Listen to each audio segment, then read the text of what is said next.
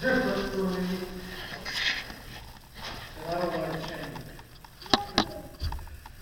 I am Brian Merritt, Reverend Brian Merritt. I moved here about 9 months ago from Washington, D.C. I was originally to be the outreach minister at Northminster Presbyterian Church, and the Presbyterian in their wisdom decided to make me the evangelist, the called evangelist of East Tennessee Presbytery. And the COM asked me at one point what I thought an evangelist was. So I thought that was an interesting thing. There aren't many of us who are called and installed positions of evangelists in the Presbyterian. So it is a different role. I am starting a new church development, a new ministry in the South Side. It's called Mercy Junction. We have 3 trajectories. The first, I have a 3-year grant from the Presbytery. The first trajectory is that we know that much of Chattanooga is a food desert, and we wanted to have some sort of farm-to-table ministry. We're hoping south of 24, in between St. Elmo and historic Southside, to have a pay-what-you-can produce market.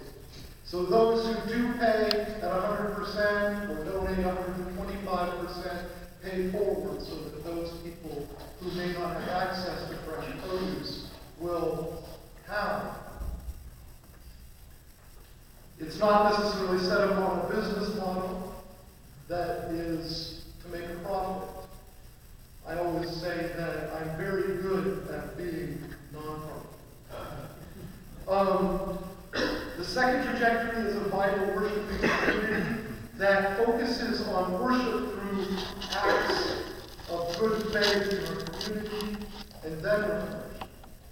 So we're hoping to have what we're having right now, just because we have no other name for it, a church without walls, where we might have meals together and sometimes maybe ask questions, but it's centered around the work that we're doing, whether it's feeding people or planting a community garden. And the third trajectory is to be beyond ourselves through technology. And that's sort of the most amorphous one, which is what we're working on together with Tokyo Design, who helped do Presbyterian Youth Training Site. We don't really know what that's going to look like. It's kind of scary in some ways because we just don't know. We don't do that. And I don't do that. But it's something that I know we need to do. And so we're looking into it, and we're meeting with people and communications people here in Nashville to do that sort of ministry. So I covet your prayers, I covet your support, I covet your donations. I always say I never turn down prayer and money. So while those are 2 things that we will need, we'll also need produce from farmers and from gardeners and from community gardens. So whatever is your bounty, we would love to trade, even if it's your gardener and you have tomatoes and you want cucumbers. So think of us. I'll be bringing by here sign-up list for whatever type of volunteer, if you're a gardener or whatever, and you can do that.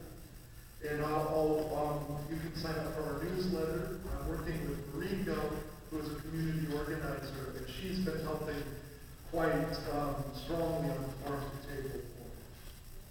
Well, I am an evangelist, so that makes something different. I grew up around tent evangelists before I became a Presbyterian, so I do have a very distinct view of what evangelism means.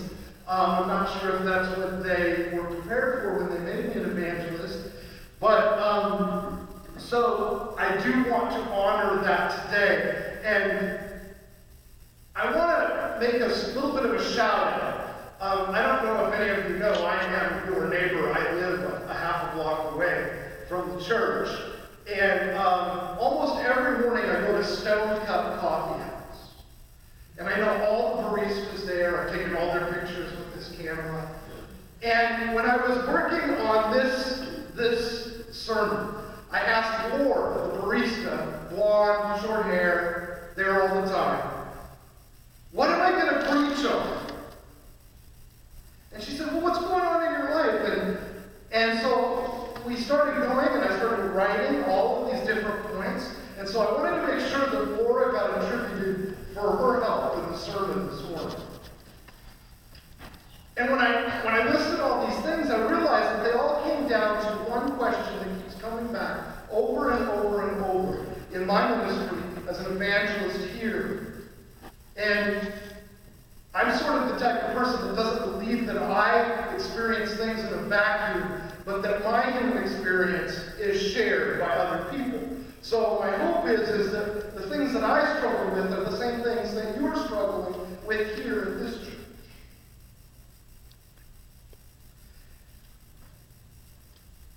The question that keeps coming back over and over again is, why is there paralysis? Why does it occur when it comes to active faith?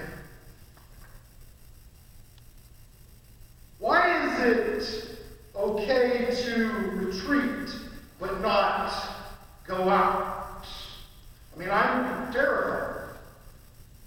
I was thinking about, I heard a joke last night where, and I'm not going to try to do an Italian accent, but there was a person on an Italian plane, and the pilot comes out, he says, I have some good news and I have some bad news. I'll give you the bad news first. We're lost. But the good news is we're getting there at record speed. And that's some of the times the way that I feel, and I think that often in our context as denominational churches, we feel. We know we're lost, but we know we're getting there fast. And so, me and this barista, we had four, she came up and helped me come up with 4 things, and I actually came up with one independently. Why is there paralysis? Why do we get stuck? Well, first, there's uncertainty. No one wants an uncertain future. I mean, we have drones flying around in our neighborhoods. We have cameras on every corner. We have a homeland security. Our culture has shifted after 9/11 into something that we want security. We all know that never actually happens 100%, but that's what we want. I want security. I want security in my marriage. I want security in my family. Second, I have a low self-confidence. I oftentimes feel like I'm just throwing things against the wall and seeing what sticks. I don't know that anything that I'm going to do will be effective or make a difference. And I've been the pastor of too many churches that have that same low self-esteem. I mean, this church is, as I look out, the average size church in the Presbyterian Church USA. You are average. That used to be a good thing. Now it's not considered a good thing. But oftentimes, we look at ourselves and we say, we don't have a whole lot to offer. We're biologically formed to have defense against change. It's fight or flight. And over a few decades, Presbyterians have been shown not to be very good at fighting. So, we're also not good at being rabbits either. So we have to figure out how in that change. It's the devil I do know as opposed to the devil I don't know. 4.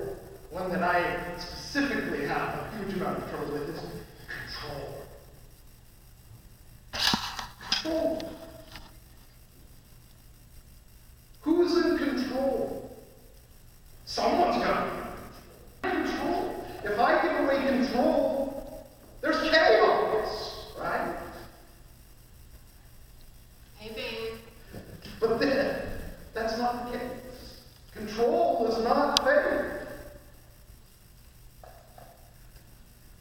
And finally, too often we're concerned more about success and efficiency and productivity. All good terms of capitalistic culture, but poor faith.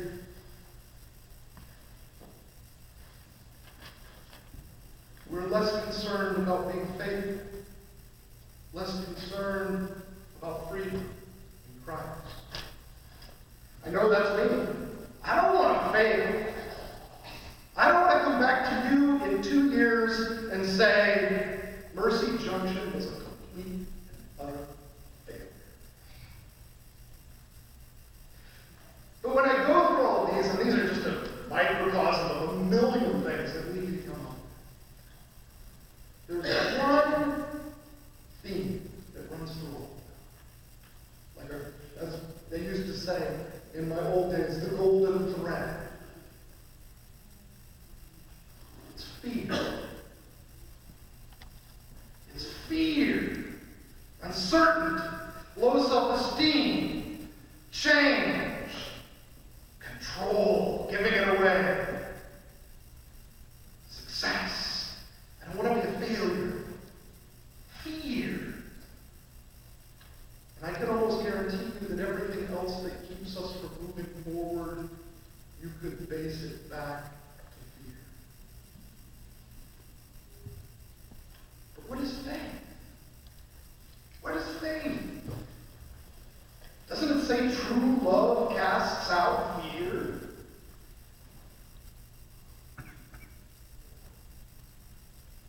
Are we lacking faith, love, mercy, grace, peace? When I was first dating my wife, and we've been married for 20 years this year, she came to Nebraska to visit. And my parents had planned out a trip for us to go to DeSoto National Wildlife Refuge. So we drove out there, and unbeknownst to me, there is an exhibit there, a permanent exhibit. It turns out that in the 1860s there was a steamboat that went up and down the Missouri River named the Bertrand. And it was filled with supplies. It hit something. If you know anything about the Missouri River, it has a lot of things underneath it that make it unpredictable, and it sank. And everybody got out, and the boat sat there in the mud and slowly sunk down into the mud. And over time, it was forgotten about. In the 70s, a few people who were rescuing, they do that sort of work in the sea and stuff, they said, well, you know, that might have had gold on it. Let's go find it. So they go out and search, and they realize that there's this bend of the river that no longer exists. It changed. There was just, the river went this way, and this little bend, it's a lake. So they drained the lake, and there at the bottom of the lake is this perfectly preserved steamboat. They start taking all the stuff out. Hundreds of thousands of items, no gold, of course. And it was on a wildlife refuge, so the law made it so they couldn't own it in it. But everything was perfectly preserved. It was in pristine condition. If you go to DeSoto National Wildlife Refuge, you will see what the miners in Montana were supposed to be getting from that steamboat. It's all preserved. The meat, the oysters, the hundreds of barrels of whiskey, preserved with the stuff still in it. It's like it was still in the boat. And my fear is that that's what will happen to us. We don't need any more Smithsonian institutes. We don't need any more museums.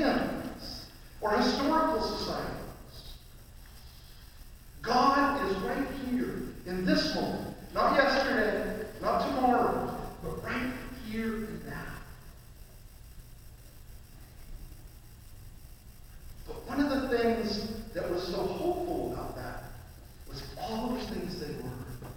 All the assumptions that historians have had, when they pulled those bottles out, was like, wow,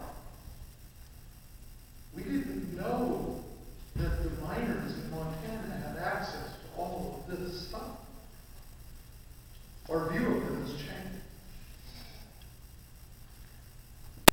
I always think of it like King Josiah. It's not that we're trying to negate the history of what has been. It's not that we are trying to destroy the matriarch and patriarch's memories of what happened here in the 1950s or in the 1960s. It's that it's a dishonor to their memory and their history to stay there. And it's a dishonor to God not to live faith in this moment, looking backwards like Lot's wife. When King Josiah found the law that was missing, what did he do? The high priest found the law, and he pulled out the scrolls, and he called the entire community together, and he made them stand there as the law was read out loud, so they would know what their covenant relationship was supposed to be with God right then, moving forward, so that that covenant could be part of their narrative. Their narrative now into the future. So where do we go? What do we look for? I mean, I pulled this book out of the library. The Presbyterian Church throughout the world. It's not even a Dewey Decimal System because it's 1875. It predates the Dewey Decimal System. There's a great line in here about the future of the church. I commend you to read it. Who's going to write that chapter?